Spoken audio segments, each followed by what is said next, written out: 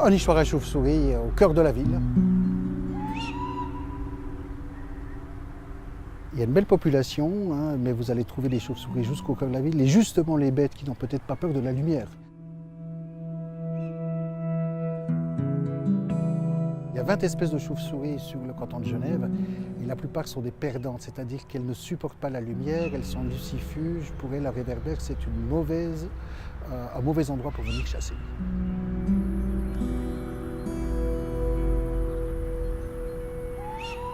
La plupart des espèces de chauves-souris, la plupart des mammifères, la plupart des insectes, pour eux, une lumière artificielle, c'est une barrière immatérielle, c'est une gêne, c'est un risque de se faire prédater. Quand il y a trop de lumière, quand il y a une exagération de lumière, et le monde de la nuit, on a tendance à l'oublier parce que nous-mêmes, on est diurnes, donc on ne le voit pas. Or, c'est certainement un des mondes les plus riches du point de vue de la biodiversité.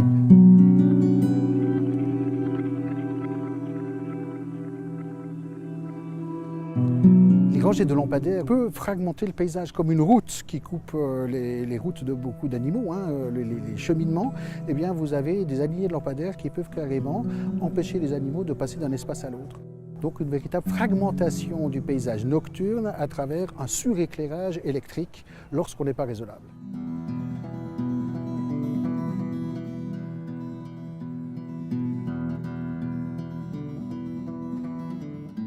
Le trop de lumière, c'est un problème qui va devenir de plus en plus épineux et qu'il s'agit peut-être de gérer pour le bien des animaux, pour le bien de notre santé aussi, mais aussi pour faire des économies.